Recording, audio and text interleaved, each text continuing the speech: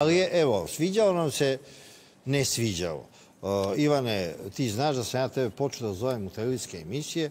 Kad se pojavila jedna tvoja mala knjižica, gdje si ti rekao da bi bilo bolje da smo prihvatili sve ono najgore što su nam nudili, nego što smo to odbijali i dolazile su mnogo gore varijante. E sad, šta će oni nama ponuditi uopšte? Pa ne, znači mi smo prespavali upravo to. Prespavali smo svet i onda smo se nadali nekim svojim teorijama. Mi smo se nadali, bit će skoro propast sveta. Jeste, da. Amerika i kad propadne, nije šteta i mi tu ćemo. Bit će zemlja proletarska. To smo se nekako nadali od mog dede pa do danas, ali neće. Ja nekako se bojim da neće. Desit će se upravo ovo, znači konzervativne, kako oni sebe zovu, konzervativne slobodarske partije, to tako oni sebe definišu. U Austriji se to zove slobodarska partija. Tačno. AfD kaže ne, mi nismo ekstremna desnica, mi smo konzervativna slobodarska partija i tako sebe definišu. I to je taj neki talas koji je nekada bio na 7 do 5%, u Francuskoj, u Nemačkoj, u Austriji, bilo gde, sada oni već imaju 30% i trend je takav da za 10 do 20 godina će oni doći na vlast. Svidjelo se to nekom ili ne, nama ili ne. Možda već u februaru. Tačno, pa moguće, sve je moguće, mislim, realno gledano, ali mislim da neće tako brzo doći. Ono što vjerojatno u sljedećem izbornom ciklusu je mnogo veća šansa.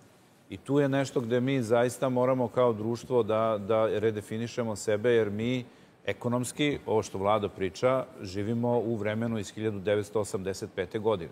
Naši zakoni su iz 1985. godine. Da li se radi o obligacionom pravu, da li se radi o ovim zakonima o deviznom poslovanju, da li se berza, ne daj Bože, ni ne postoji. Zadnji put Ante Marković je uradio nešto... Kad je bio Ante Marković?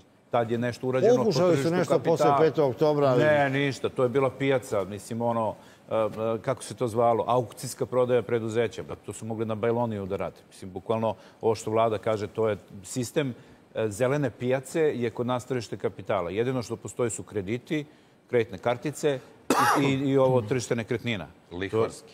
To je, znači, osnovno ono...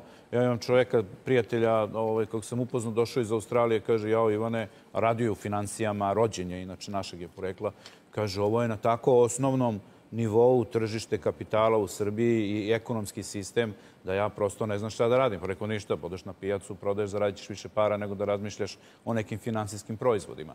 Nismo se probudili ni dan danas. Još živimo u vremenu 85. godine i zato svi ekonomski analitičari mere da li smo došli do 89. Zato što je baza na 85.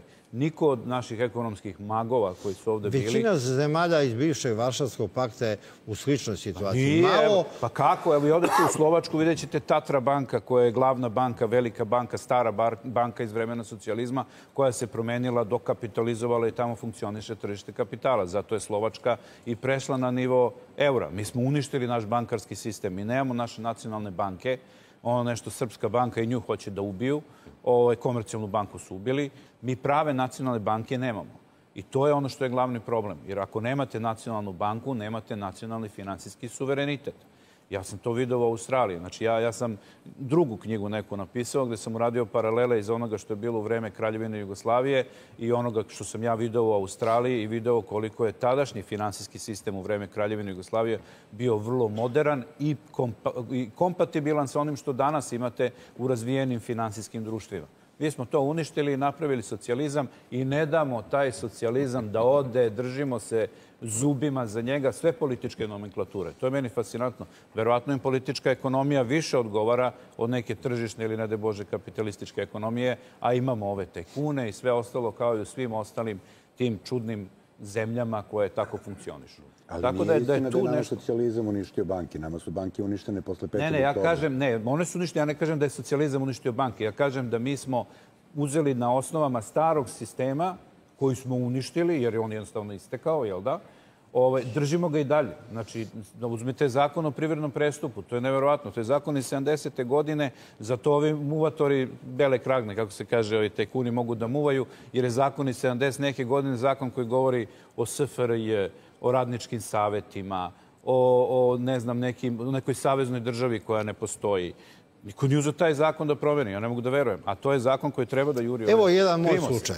U jednom času, pošto sam u životu imao i uspone i padove i najgore mi je bio kad su moji prijatelji dolazili na vlast, to su za mene bile apsolutno gladne godine, u jednom času zatvoraj mi televiziju, nemam posla i srećem ja jednog uspešnog čoveka u tom dobu i kažem šta da radim?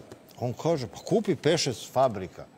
Ja kažem, kako da kupim 5-6 fabrika, nemam ni posla, nemam ništa. Na pijaci, ono. Kažem, nemam ni para. Pa kažem, nisam ni ja imao para, pa sam kupio. Pa kažem, kako si kupio ako nemaš para? Ma, kaže, najvažnije kupiš prvu, onda založiš onu, tu prvu. Kaže, to nađi za tu prvu. Onda jednu za drugu, kaže, napraviš imperiju. Tako je... Pa to je to, zato što nema kontrolni mehanizmi. Mi smo kao ušli u kapitalizam, zadržali smo zakone socijalizma koji nisu funkcionalni jer jednostavno ne može da funkcioniše jer su predviđeni za neko drugo vreme i drugi sistem. I onda imate ove kauboje, muvatore, te tako koji izmišljaju toplu vodu koja ne postoji nigde u svijetu. Evo, imamo jednu situaciju da nijedan profesor univerziteta, neki ekonomski ekspert nije stvorio ni jednu poslovnu imperiju posle 5. oktobra ili u vreme Miloševićeve tranzicije.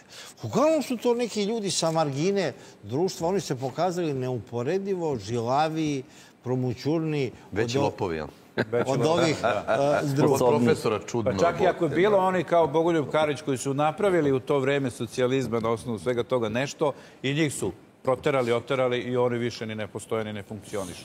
Tako da jednostavno to ću da kažem. Znači, napravljen je neki vakum gde nismo, aj bar da znamo, mi smo socijalistička država, ovo što kaže Rodić, tako će da funkcioniše i ta vrsta ekonomije ima da bude. Ne, nismo to, nego smo kao ovo, ali nemamo zakone za to, nemamo institucije za to, nemamo regulatore tržišta za to, nemamo ništa i onda taka ubojština funkcioniše najčešće sa onim nekim lokalnim, ajde ih zovemo jutkama ili kako su se već zvali, nekih harambašama koji na lokalu prave opšti haos, a onda velika politička scena da bi čuvala vatre, ona štiti te kauboje na lokalnom nivou. Mi sad recimo imamo u Vazduhoplovnoj akademiji opšti haos zbog nekog dešavanja u Vršcu i ugrožavate celu vazduhoplovnu industriju ovih dana zbog nekog lokalnog kauboja tamo agrarnog tipa koji bi želeo da vodi vazduhoplovni centar za obuku pilota. Ali to se dešava svuda. Da li je to kod Kopaonika, da li je to Vršac, da li je vamo onamo. I to je ono što je glavni problem, jer jednostavno niti smo u kapitalizmu, niti smo u socijalizmu. Imamo zakone iz vremena socijalizma koje niko neće da sprovodi, jer kažu to zakoni će da tumače kako dalje oružane snage SFRJ ili Vojska Srbije, to ćemo da vidimo kad dođemo na sud.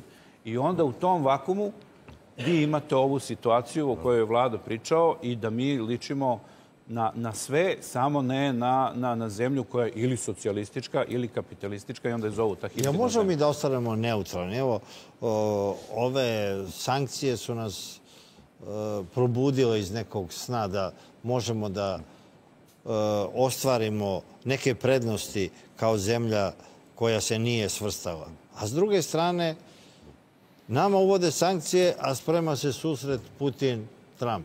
Onda kažemo to je bivša administracija. A evo vidjeli smo, Dodik je dobio sankcije od bivše administracije, imao je poziv na inauguraciju Trumpa i američki ambasador u Sarajevu nije dao vizu, mogla je Željka Cvijanović da putuje i njegova žena. Ali evo, on je i dalje pod još pooštrenim tim sankcijama. Ako te uzmu u sankcije, ako te stave na crnu listu, tu spasa nema. Pa nema spasa, ali... Jer predsjednik Vučić se našalio sa Jim O'Brienom. Ali mi ulazimo... Veoma sposoban čovjek.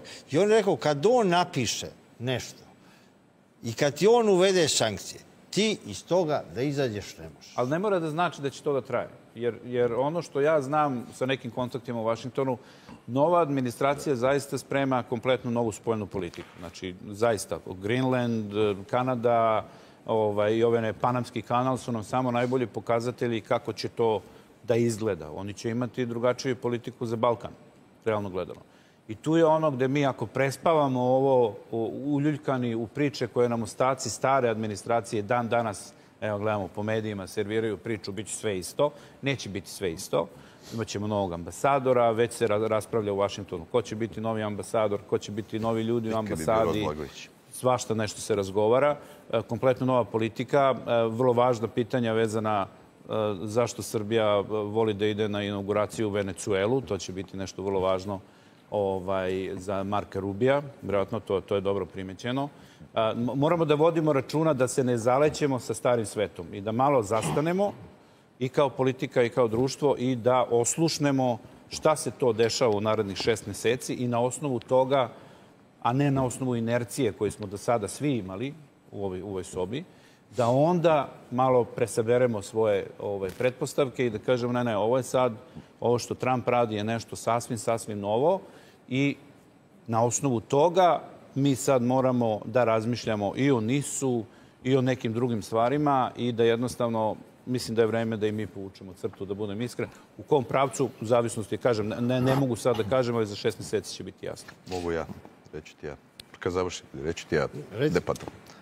Mi smo pod američkom interesnom zonom. To je tako odlučeno. To je to, kraj priče.